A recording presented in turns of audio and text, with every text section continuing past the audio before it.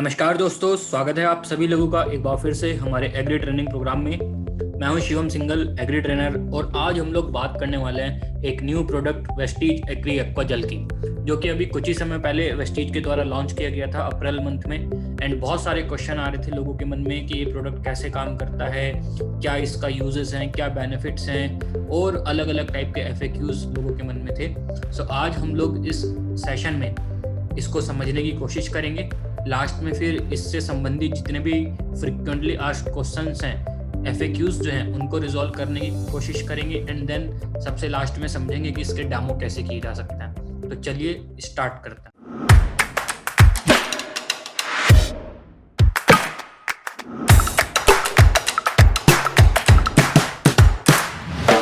Agree aqua jail दोस्तों, ये जो एक प्रोडक्ट है, ये प्रोडक्ट रिसर्च बेस्ड प्रोडक्ट है, जो कि कुछ समस्याओं को ध्यान में रखते हुए उसके ऊपर रिसर्च करके तब लॉन्च किया गया है।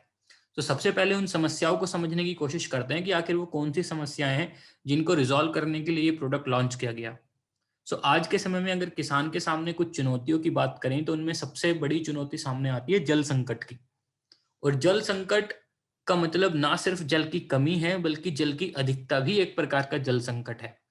जल की कमी अर्थात जहाँ पे बरसात नहीं हो पाती पूरी तरीके से, जहाँ पे सिंचाई की व्यवस्था पूरी तरीके से नहीं है, ऐसे क्षेत्र जहाँ पे सूखा ज़्यादा पड़ता है। सो ऐसी सारी समस्याएं जहाँ पे पानी की कमी रहती है, ऐसे क्षेत्रों में किसान की पैदावार आम तौर पे हमेशा कम रहती है, बजाय ऐसे क्षेत्रों के जहाँ पे की सिंचाई की व्यवस्था अच्छी है और बहुत सारे किसानों को नुकसान का सामना करना पड़ता है। दूसरी तरफ देखा जाए तो बहुत सारे क्षेत्र ऐसे भी हैं जहाँ पे वर्षा बहुत ज़्यादा होती है, बाढ़ बहुत ज़्यादा आती है, खेतों में पानी भर जाता है, या फिर कुछ ऐसे क्षेत्र हैं जहाँ पे ग्राउंड वाटर का लेवल इतना ज़्यादा है कि मिट्टी हमेशा दलदली रहती है, किसान खेती नहीं कर पाता है। तो अधिक पानी होने की वजह से भी खेतों में बीमारी लगने के चांस बन जाते हैं, फसल पीली पड़ जाती है, वहां पर भी किसान को नुकसान उठाना पड़ता है।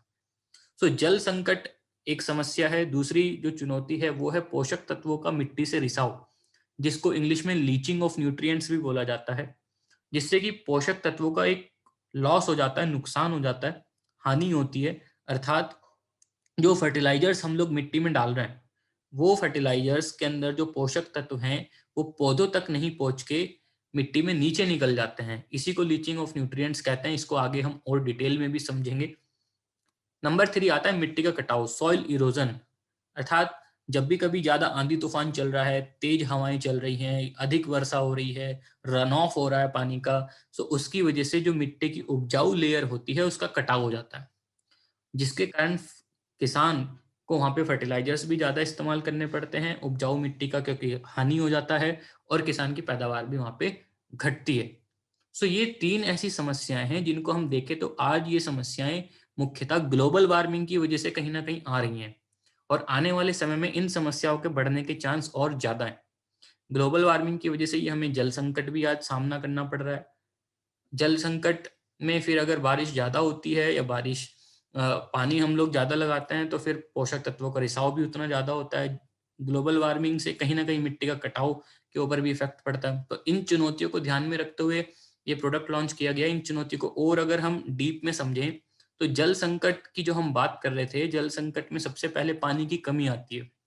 तो जहाँ पे पानी की कमी रहती है, हमारे देश में ऐसे बहुत सारे क्षेत्र हैं। जैसे हम महाराष्ट्र की बात करें, सेंट्रल इंडिया जो है, MP, महाराष्ट्र, एंड देन फिर तेलंगाना का कुछ भाग, और उधर गुजरात का भी कुछ भाग। सो बहुत सारे क्षेत्र ऐसे हैं जहाँ पे पानी की समस्या इतनी ज़्यादा होती है कि किसान को मालूम नहीं होता कि अगली बार वर्षा कब होगी या सिंचाई के लिए पानी कम मिल पाएगा। तो ऐसे क्षेत्रों में हमेशा जो किसान की पैदावार आती है वो कम आती है, और हम अलग अलग प्रकार की न्यूज़ भी अपने टेलीविजन्स पे देखते रहते हैं कि इन क्षेत्रों से कैसे किसानों की फसलें खराब होने की न्यूज़ेस आती हैं। दूसरी तरफ ऐसे क्षेत्र हैं जहाँ पे पानी की अधिकता है। जैसे हम बिहार की बात करें, वहाँ पे बाढ़ हर साल आती है। कुछ क्षेत्र उड़ीसा में, बंगाल में, नॉर्थ ईस्ट में।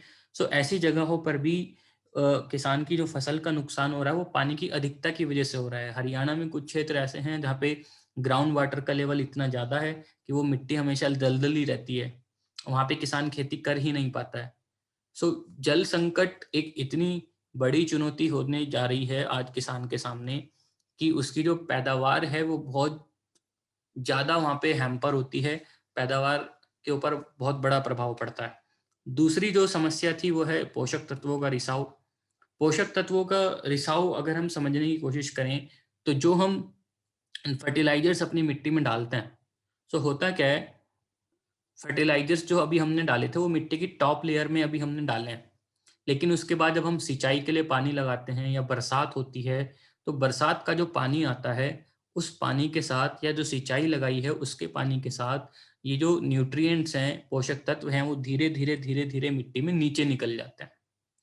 इतना नीचे निकल जाते हैं कि वो पौधे की जड़ जो है, उनकी पहुँच से दूर हो जाता है। ऐसे ही जो पोषक तत्व हैं जो पौधे की जड़ से दूर हो गए, उनकी पहुँच से दूर हो गए, उसको पौधे ग्रहण नहीं कर पाएँगे। वो फर्टिलाइज़र आपका लॉस हो गया एक तरीके से। एंड उसकी खपत, उसकी भरपाई करने के लिए अब आपको और एक्स्ट्रा फर्टिलाइज़र डालना पड़ेगा। नुकसान क्या हो रहा है कि एक तो समय पे पोषक तत्व मिल नहीं पाए पौधे को, नंबर 2 आपको और ज़्यादा फर्टिलाइज़र डालना पड़ा, एंड नंबर 3 जो पोषक तत्व नीचे निकल गए, जो फर्टिलाइज़र नीचे निकल गया, वो मिट्टी की उर्वरक क्षमता को भी प्रभावित करता है, उसके पीएच लेवल को भी प्रभावित करता है, एंड धीरे-धीरे, धीरे-धीरे हमारी मिट्टी की क्वालिटी खराब हो जाती है। इसी को बोलते हैं लीचिंग ऑफ न्यूट्रिएंट्स, और इसी से पोषक तत्वों का बहुत ज़्यादा हानि होता है। नंबर 3 समस्या थी मिट्टी का कटाव। मिट्टी का कटाव हवा के कारण भी होता है, मिट्टी का कटाव पानी के कारण भी होता है, और आम तौर पे हम देखते हैं कि जब बहुत तेज़ हवाएँ चलती हैं, आंधी-तूफ़ान आता है, जो मिट्टी की जो टॉप लेयर होती है, वो ही एक्चुअली में सबसे फर्टाइल लेयर होती है। तो फर्टाइल लेयर का मिट्टी के जो ऊपरी परत है, उसका हवा के कारण या पानी के तेज़ बहाव के कारण कटाव हो जाना ही सॉइल इरोज़न कहलाता है, जिसकी वज़ह से न्यूट्रिएंट्स का भी लॉस होता है, क्रॉप का भी लॉस होता है। जैसे आप पिक्चर में भी देख पा रहे हैं कि खेत के बीचों-बीच एक नाली बन गई है, जिससे वहाँ से मिट्टी भी कट के चली गई और वहाँ से फसल भी निकल के चली गई। इन 3 समस्याओं को ध्यान में रखते हुए जल संकट, पोषक तत्वों का रिसाव और मिट्टी का कटाव, इन 3 समस्याओं को ध्यान में रखते हुए इस प्रोडक्ट के ऊपर रिसर्च हुई, इस प्रोडक्ट को लॉन्च किया गया, और इस प्रोडक्ट से ये समस्याएँ दूर कैसे होती हैं, अब हम इसके बारे में बात करेंगे। तो वेस्टीज का जो एग्री एक्वा जेल है, ये बेसिकली है क्या? ये एक ऑर्गेनिक सुपर एब्सॉर्बेंट पॉलीमर है। सुपर एब्सॉर्बेंट पॉलीमर है, दैट मीन्स ये एक ऐसा कोई इसके अंदर पदार्थ है जो कि एब्सॉर्ब करने की क्षमता रखता है, सुपर एब्सॉर्बेंट, ऑर्गेनिक है, राइट? तो बायोडिग्रेडेबल है, धीरे-धीरे मिट्टी में से खत्म हो जाता है। इसकी अपीयरेंस की बात करें तो सफ़ेद-सफ़ेद छोटे-छोटे दाने होते हैं, जैसे हम लोग किचन में सूजी का इस्तेमाल करते हैं उसके जैसे दाने होते हैं, और उन दानों की क्षमता होती है कि वो अपने वजन के 500 गुना तक पानी को अब्सॉर्ब कर सकते हैं। तो सुपर एब्सॉर्बेंट है, इस तरीके से डिज़ाइन किया गया है कि वो फसल के ऊपर होने वाले खर्चे को कम करने में सहायता करता है, और पोषक तत्वों को पौधे तक अच्छे से पहुँचने में सहायता करता है, जिससे फसल की पैदावार भी अच्छी होती है और गुणवत्ता भी अच्छी प्राप्त होती है। अब ये काम कैसे करता है उसको समझते हैं। जैसे जब हम जल संकट की बात कर रहे थे, तो आम तौर पे क्या होता है कि जब भी हम कोई पानी लगाते हैं या फिर जब भी कोई बरसात होती है, तो वो पहले मिट्टी की टॉप लेयर को गीला करती है, और धीरे-धीरे जो भी एक्सेस वाटर होता है वो मिट्टी में या तो नीचे निकल जाता है, राइट? और कुछ हिस्सा इवापोरेट हो जाता है सूर्य के कारण। अब क्या होगा, मान लीजिए आप अपना खेत तैयार कर रहे हैं, आप उसमें पहले से ही एग्री एक्वा जल का प्रयोग मिट्टी में करवा सकते हैं।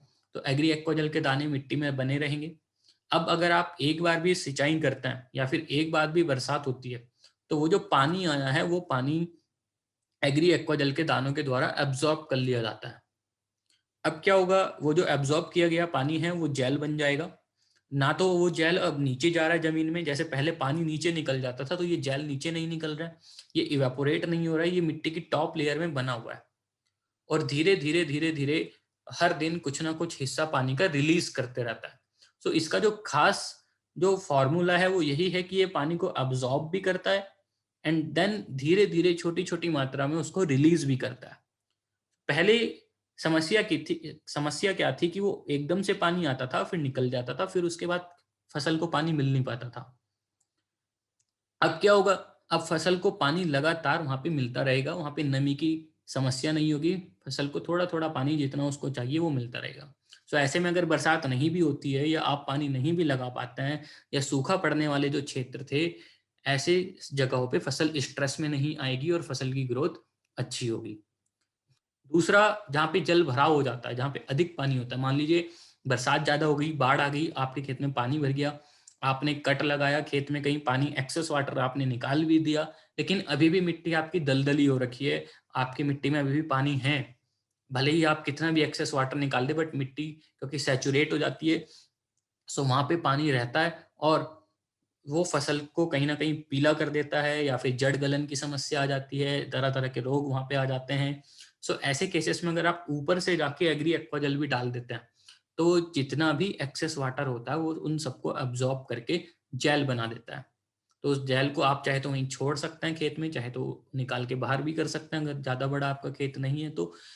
ऐसे में फसल के पीले पड़ने की जो संभावना थी या जो वहाँ पे रोग लगने की संभावना थी, वो वहाँ पे खत्म हो जाती है और हमारी फसल सुरक्षित रहती है। ऐसे क्षेत्र जहाँ पे ग्राउंड वाटर का लेवल अधिक है, ऐसे क्षेत्रों में भी हम इसका प्रयोग करवा सकते हैं ताकि जो एक्सेस वाटर है, वो इसके द्वारा अब्ज़ॉर्ब किया जा सके। इसके बाद पोषक तत्वों के रिसाव से ये कैसे बचाता है? अभी हमने समझा कि एग्री एक्वाजल जो है वो वाटर को अब्ज़ॉर्ब करता है। तो जब एक्वाजल मिट्टी में पड़ा हुआ है तो वो सिर्फ़ पानी को ही अब्ज़ॉर्ब नहीं कर रहा है, बल्कि पानी में जो घुलनशील पोषक तत्व हैं, उन सबको भी अपने अंदर अब्ज़ॉर्ब कर रहा है। क्योंकि जितना भी फर्टिलाइज़र्स आप लोग डालते हैं, वो मिट्टी में मौजूद पानी के अंदर घुल जाता है और जो पानी के साथ घुले हुए पोषक तत्व हैं, जब एक्वाजल पानी को अब्ज़ॉर्ब करता है, तो पानी के साथ-साथ वो पोषक तत्व भी अब्ज़ॉर्ब कर लिए जाते हैं। तो नॉर्मल सिचुएशन में क्या होता था कि जो पोषक तत्व थे, वो पानी के साथ घुल के धीरे-धीरे मिट्टी में नीचे निकल जाते थे। लेकिन अब क्या होगा? अब पानी और पोषक तत्व दोनों ही एक्वाजल के द्वारा अब्ज़ॉर्ब कर लिए गए। वो मिट्टी की टॉप लेयर में बने रहेंगे। धीरे-धीरे एक्वाजल उनको रिलीज़ करता रहेगा और पौधे उसको लगातार लेते रहेंगे। तो जैसे कि आप पिक्चर में भी देख रहे हैं कि पहले सिचुएशन में पौधे की ग्रोथ उतनी अच्छे से नहीं हो पाती थी क्योंकि उसे बराबर रूप से फर्टिलाइज़र या बराबर रूप से पोषक तत्व नहीं मिल पाते थे। आपने डाल तो दिया, एक बार के लिए उसको बहुत ज़्यादा मिला, बट आने वाले समय में धीरे-धीरे, धीरे-धीरे उसकी अवेलेबिलिटी कम हो गई, न्यूट्रिएंट्स सही से मिल नहीं पाए पौधे को, तो ग्रोथ कम हो गई। बट एक्वाजल डालने के बाद वो बराबर रूप से हर दिन पौधे को मिलता रहेगा, जिससे पौधा स्ट्रेस में नहीं आएगा और उसकी ग्रोथ अच्छी होगी। सो ऐसे में सबसे अच्छा पॉइंट ये होगा कि जो किसान को एक्सेस फर्टिलाइज़र डालना पड़ता था या जो ज़्यादा खर्चा करना पड़ता था, वो भी कम होगा और मिट्टी में जो केमिकल फर्टिलाइज़र ज़्यादा जा रहा था, उसकी मात्रा भी हम कम कर पाएँगे। नंबर 3 है मिट्टी के कटाव से बचाता है। सो जब हम एक्वाजेल का प्रयोग करते हैं तो वाटर को एब्जॉर्ब करके, न्यूट्रिएंट्स को एब्जॉर्ब करके मिट्टी के कणों को भी आपस में बांध के रखता है। मिट्टी थोड़ी सॉगी हो जाती है, जेल टाइप की हो जाती है हल्की सी एंड थोड़ा भारीपन उसके अंदर आ जाता है। सो ऐसे में हवा के कारण उसका उड़ना, हवा के कारण कटाव होना या पानी के कारण कटाव होने वाली जो संभावनाएं हैं वो काफ़ी हद तक खत्म हो जाती हैं। मिट्टी की जो जल धारण क्षमता है वो भी बहुत अच्छी तरीके से बढ़ती है और पौधों का विकास भी वहाँ पे फिर अच्छे प्रकार से होता है। सो इन 3 चीज़ों में बहुत अच्छे रूप से ये रिज़ल्ट देता है और जो की फीचर्स इसके आते हैं वो यही आते हैं कि ये पानी को 50% तक बचा सकता है। जो व्यक्ति पहले बहुत इरिगेशन करता था, बहुत ज़्यादा पानी लगाता था, सो वहाँ पे वो अपने पानी के खर्चे को बचा सकता है। जिन क्षेत्रों में सूखा पड़ता था वहाँ पे फसल की पैदावार कम आती थी, उन क्षेत्रों में इसका आप यूज़ करेंगे तो वहाँ पे पैदावार अच्छी आएगी। जो लोग एक्सेस ऑफ फर्टिलाइज़र्स यूज़ करते थे, ज़्यादा फर्टिलाइज़र्स लगाना पड़ता था बार-बार, वहाँ पे आप फर्टिलाइज़र भी 40% तक सेव कर सकते हैं और ये अपने वज़न के 500 टाइम्स तक वाटर को होल्ड करने की कैपेसिटी रखता है। और क्या बेनिफिट्स हो सकते हैं इसके? अभी तो हमने इसके फंक्शंस को समझने की कोशिश की है। अगर हम इसके अदर बेनिफिट्स को समझें तो सबसे पहली चीज़ आती है सस्टेनेबल वाटर यूज़। वो हम समझ ही चुके हैं कि पानी को अच्छे से यूज़ करता है तो पानी की वहाँ पे बचत होती है। न नंबर 2, अगर मिट्टी में ना तो कम पानी है, ना ही ज़्यादा पानी है, एक ऑप्टिमम लेवल बना हुआ है तो बीजों के जर्मिनेशन के लिए एक अच्छा वातावरण तैयार होता है जिससे कि जर्मिनेशन वहाँ पे फास्ट होता है। बहुत सारे इस रोग खेतों में सिर्फ इस वजह से भी लगते हैं क्योंकि मिट्टी में वाटर लॉगिंग हो जाती है और जल का भराव हो जाता है जिसके कारण नई अलग अलग प्रकार की फंगस आ जाती है, बैक्टीरिया आ जाते हैं। तो अगर मिट्टी में वाटर लॉगिंग नहीं हो रही है, मिट्टी में पानी की अधिकता नहीं हो रही है तो वहाँ पे रोग लगने के चांसेस भी कम हो जाते हैं। Enhanced nutrients delivery, that means कि अब जो पोषक तत्व आप डाल रहे हैं, जो फर्टिलाइजर आप लोग डाल रहे हैं, वो बराबर रूप से पौधों तक पहुंच रहे हैं, वो वेस्ट नहीं हो रहे हैं। नेक्स्ट आता है कि अब पानी बराबर रूप से फसल को मिल रहा है, ऐसा नहीं हो रहा है कि फसल पानी की वजह से स्ट्रेस में है, ऐसा नहीं हो रहा है कि फसल पोषक तत्वों के अभाव के कारण स्ट्रेस में है। तो स्ट्रेस पौधों के ऊपर नहीं आता, जिससे उनकी ग्रोथ अच्छे से होती है, फाइनली आगे जाके उनकी पैदावार अच्छी आती है। And reduced run of, that means पहले बरसात होती थी, पहले मिट्टी में पानी भरता था, जो भी एक्स्ट्रा पानी होता था वो बह के वेस्ट हो जाता था, तो जो पानी बहता था उसको रन ऑफ कहते हैं। सो अब रन ऑफ को हम लोग कम कर पाएंगे, कम रन ऑफ होगा, वो वाटर एब्जॉर्ब कर लिया जाएगा और कहीं ना कहीं हमारे ग्राउंड वाटर को रिचार्ज करने में भी हेल्प करेगा। तो ये एक्वाजेल के बेनिफिट्स हैं। इसको प्रयोग कैसे किया जाता है वो यहाँ पे पिक्चर्स के माध्यम से समझाया गया है। अगर हम पिक्चर नंबर 1 को देखें तो सबसे पहले एग्री एक्वाजेल को हम उर्वरक के साथ मिक्स कर लेते हैं। उर्वरक को हम समझ सकते हैं गोबर की खाद भी हो सकती है, कोई फर्टिलाइजर भी हो सकता है, कोई ग्रैनुअल्स भी हो सकते हैं। तो सबसे पहले इसका एक मिश्रण तैयार कर लिया हमने, इसको खाद के साथ मिलाया। देन पिक्चर नंबर 2 में देखें तो फिर इसको मिट्टी में डाला गया, मिश्रण को हमने मिट्टी में डाला, फिर उसके ऊपर पौधा लगाया। तो चाहे आप उसको पौधा कहें, चाहे आप उसको बीज कहें या फिर फसल कहें, तो पहले हमने मिश्रण तैयार किया, फिर मिश्रण को मिट्टी में डाला, फिर वहां पे फसल लगाई। पिक्चर नंबर 3 में हम देख पा रहे हैं कि उसके बाद वहां पे पानी डाला गया। सो फसल लगाने के बाद आप या तो पहली सिंचाई कर रहे हैं या फिर वहां पे कोई बरसात हो रही है। अब जो भी बरसात हुई है या जो भी पानी लगाया है वो, और जो आपने मिश्रण में उर्वरक डाला था वो दोनों चीजें एक्वाजेल के द्वारा एब्जॉर्ब कर ली गई हैं, और वो जो जेल के रूप में उसके दाने हैं वो जड़ों के चारों तरफ विद्यमान हैं, जो कि आप पिक्चर नंबर 4 में देख सकते हैं, जिसमें से पौधे की जड़ें धीरे धीरे आवश्यकता अनुसार न्यूट्रिएंट्स एंड वाटर को एब्जॉर्ब करती रहेंगी, जिससे कि पौधे का जो ग्रोथ होगा वो बहुत अच्छा होगा। मात्रा और सुझाव, कितनी मात्रा में प्रयोग करना चाहिए? सीजनल जो हमारी क्रॉप रहती हैं और उसमें हम 1 से 2 किलोग्राम प्रति एकड़ के हिसाब से प्रयोग कर सकते हैं। सबसे अच्छा है कि हम शुरुआत में ही खेत को तैयार करते समय प्रयोग करवाएं। जो हमारे 12 मासी पौधे हैं वहाँ पे अलग अलग पौधों के हिसाब से फिर वहाँ पे 40 से 80 ग्राम प्रति पौधे के अकॉर्डिंग हम प्रयोग कर सकते हैं। एमआरपी की बात करें तो 1850 रुपये का इसका एमआरपी है, 1 किलो की ये पैकिंग में आता है। वेस्टीज के डिस्ट्रीब्यूटर्स के लिए 1650 रुपये में अवेलेबल है और 55 पीवी भी उनको वहाँ पे मिल जाता है। एफएक्यूज, एक्वाजेल को लेके बहुत सारे क्वेश्चन लोगों के मन में आते हैं। हालांकि हमने सारी चीज़ों को कवर करने की कोशिश की, बट फिर भी कुछ क्वेश्चंस हैं जो लोगों के मन में आ सकते हैं, उनको रिजॉल्व करने की कोशिश करते हैं। एक क्वेश्चन आता है कि एक्वाजेल को डालने का सबसे सही समय क्या है?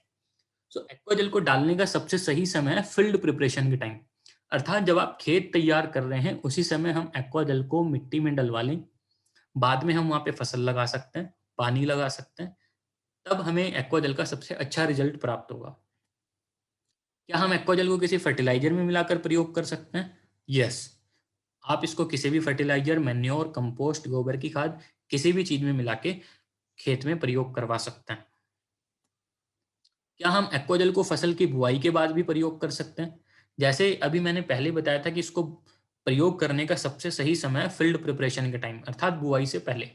लेकिन अगर आप बाई चांस बुआई से पहले इसका प्रयोग नहीं कर पाए थे, तो बुआई के बाद भी आप इसका प्रयोग कर सकते हैं। आप वापस किसी उर्वरक या किसी कंपोस्ट में मिला के इसको खेत में अप्लाई करवा सकते हैं।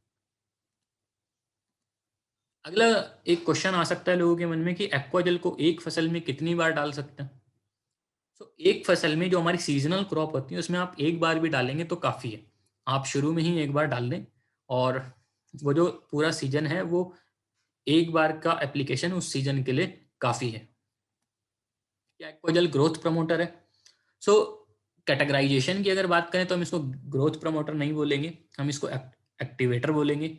लेकिन हमें ये समझना बहुत ज़रूरी है कि जब एक्वाजेल का हम प्रयोग कर रहे हैं तो एक्वाजेल फसल को वाटर क्राइसिस की वजह से होने वाले स्ट्रेस से बचा रहा है, न्यूट्रिएंट्स की जो डिलीवरी ठीक से नहीं हो पाती है उससे होने वाले स्ट्रेस से बचा रहा है। तो अगर पौधा तनाव मुक्त है और स्ट्रेस में नहीं आ रहा है तो डेफिनेटली पौधे की ग्रोथ भी अच्छी होती है और पैदावार भी अच्छी आती है। सो ग्रोथ प्रमोटर नहीं बोला जा रहा है, कैटेगराइजेशन के मामले में इसको एक्टिवेटर बोला जा रहा है, बट कहीं ना कहीं पौधे की ग्रोथ को भी अच्छा करता है। एक्वाजेल 82 से किस प्रकार अलग है? एग्री 82 जो है वो बेसिकली पौधे में स्प्रेडर एक्टिवेटर वेटर का काम करता है। जब भी हम लोग कोई स्प्रे करते हैं तो वो स्प्रे पौधों के पत्तों के ऊपर अच्छे से फैल सके, उसके अंदर पेनिट्रेट कर सके, पौधे को अच्छे से भिगा सके, इस चीज के लिए 82 का प्रयोग किया जाता है। एक्वाजेल जो है वो मिट्टी में प्रयोग किया जा रहा है ताकि मिट्टी की वाटर होल्डिंग कैपेसिटी को बढ़ाया जा सके काफी गुना तक, वहां पे न्यूट्रिएंट्स को स्टोर किया जा सके, उनकी डिलीवरी को इम्प्रूव किया जा सके। तो एक्वाजेल बेसिकली सॉइल में ज़्यादा प्रेफर किया जाता है, एग्री 82 स्प्रे में प्रेफर किया जाता है। और जहाँ तक वाटर होल्डिंग कैपेसिटी की बात है तो उसमें एक्वाजेल की पावर बहुत ज़्यादा है। सो 82 से उसको कंपेयर करना ठीक नहीं रहेगा। 82 बिल्कुल एक अलग प्रोडक्ट है एंड एक्वाजेल एक अलग प्रोडक्ट है। एक क्वेश्चन आ सकता है कि क्या एक्वाजेल एग्री 82 के साथ मिलाकर प्रयोग किया जा सकता है? इसका आंसर होगा नहीं, नो। आप इसको लिक्विड वाले प्रोडक्ट्स के साथ मिला के प्रयोग नहीं कर सकते, क्योंकि लिक्विड के साथ मिलाएंगे तो ये आपके पहले ही जेल बन जाएगा और फिर आप मिट्टी में इसको ठीक से डाल नहीं पाएंगे। तो ज़्यादा अच्छा है कि हम इसको किसी पाउडर या ग्रैनुअल वगैरह के प्रोडक्ट में मिला के प्रयोग करें, लिक्विड वाले प्रोडक्ट्स में ना मिलाएं। एक क्वेश्चन आ सकता है कि क्या एक्वाजेल को पानी के साथ मिलाकर प्रयोग किया जा सकता है? क्या हम इसका स्प्रे कर सकते हैं? क्या हम इसको ड्रेंचिंग में दे सकते हैं, सिंचाई में? नहीं, आप इसको पानी के साथ मिलाकर प्रयोग ना करें। इसको प्रयोग करने का तरीका होता है कि पहले इसको मिट्टी में डाला जाता है और बाद में वहां पे पानी लगाया जाता है। उस पानी के साथ भले ही आप एग्री 82 का भी प्रयोग कर सकते हैं, बट पानी के साथ मिला के स्प्रे वगैरह नहीं कर सकते। फिर एक क्वेश्चन आ सकता है कि एक्वाजेल को किन किन फसलों में प्रयोग कर सकते हैं? तो एज सच कुछ स्पेसिफिक नहीं है कि आप इसी फसल में एक्वाजेल को प्रयोग कर सकते हैं। एक्वाजेल को किसी भी फसल में प्रयोग किया जा सकता है, चाहे वो कपास की फसल हो, धान की फसल हो, मूंग तूर दाल की फसल हो, कोई सब्जियां करता हो, फल फ्रूट के पेड़ हो, या कोई और फसल हो। आप किसी भी फसल में इसको प्रयोग कर सकते हैं। मात्रा आप ऊपर नीचे कर सकते हैं अलग अलग फसल के हिसाब से, लेकिन प्रयोग सभी फसलों में कर सकते हैं। लास्ट में बचता है कि हम इसके डेमोस किस प्रकार से करते हैं। तो मैं यहाँ पे आपको डेमोस तो नहीं करके दिखा रहा हूँ, उसके लिए मैं एक सेपरेट वीडियो बनाऊंगा, बट मैं आपको समझा जरूर देता हूँ कि अगर आप कहीं पे करना चाहें तो आप कैसे करेंगे। एक डेमो होता है पानी और मिट्टी के साथ। पानी और मिट्टी के साथ बेसिकली आप दो डेमो कर सकते हैं। एक तरीका है कि आप एक कांच का गिलास लें, उसमें मिट्टी और थोड़ा सा एक्वाजल मिला के डाल लें। सो ये वो वाली कंडीशन हो गई कि हमने पहले ही मिट्टी में एक्वाजल मिला रखा है और अभी तक कोई पानी नहीं लगाया गया है। अब अगर हम ऊपर से इसमें पानी लगाते हैं या एज्यूम कर लेते हैं कि कोई बरसात हो गई है, तो वो जितना भी पानी आया है वो मिट्टी में एक्वाजल के द्वारा अब्सॉर्ब कर लिया जाता है। तो ये एक डेमो है। आप देखेंगे कि वहाँ जेल बन गया है मिट्टी के अंदर ही, और मिट्टी सॉफ्ट भी हो गई है और पानी अब्सॉर्ब कर लिया गया है। दूसरा एक तरीका है कि हमने पहले गिलास में मिट्टी ली, फिर उसमें पानी डाला।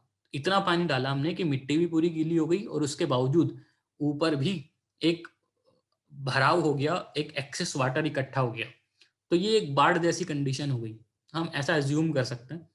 और अब हम अगर ऊपर से इसके अंदर एक्वाजेल डालेंगे तो वो जितना भी एक्सेस वाटर था वो जेल में कन्वर्ट हो जाएगा एक्वाजेल के द्वारा, और आप चाहें तो उसको अलग से निकाल सकते हैं और मिट्टी अब आपकी नॉर्मल हो जाएगी जिसमें कि खेती की जा सकती है। अगला एक डेमो आता है पानी और ह्यूमिक के साथ। यहाँ पे हम पहले पानी लेंगे कांच के गिलास में, फिर उसमें ह्यूमिक डालेंगे। सो वहाँ पे एक घोल बन जाएगा। आप ह्यूमिक की जगह कोई और फर्टिलाइजर भी यूज कर सकते हैं, सपोज यूरिया। तो यहाँ पे एक घोल तैयार हो गया, उसका कलर चेंज हो गया। अब हम इसमें एक्वाजल डाल रहे हैं, तो एक्वाजल क्या करेगा, इस पूरे घोल को अपने अंदर एब्जॉर्ब कर लेगा, जिससे ये साबित होता है कि एक्वाजल सिर्फ पानी को ही नहीं बल्कि उसके अंदर मौजूद पोषक तत्वों को भी एब्जॉर्ब कर रहा है। सो अगर ऐसा होता कि नहीं ये सिर्फ पानी को एब्जॉर्ब करता है तो ये वहाँ पे ह्यूमिक अलग हो जाता और पानी का जेल बन जाता, बट नहीं, पानी और ह्यूमिक दोनों चीजों को उसने अपने अंदर एब्जॉर्ब कर लिया है और धीरे धीरे वो पौधों को लिए रिलीज करता रहेगा, पौधों को मिलते रहेंगे। सो आई होप आज का इस सेशन में आपको बहुत सारी चीजें सीखने के लिए मिली होंगी। अगर आपको सेशन अच्छा लगा है तो आप उसको शेयर करना बिल्कुल भी मत भूलिएगा। अगर आपने चैनल को सब्सक्राइब नहीं किया तो प्लीज चैनल को सब्सक्राइब कर लीजिए एंड बेल आइकन को प्रेस कर लीजिए। बहुत बहुत धन्यवाद। Thank you very much and नमस्कार।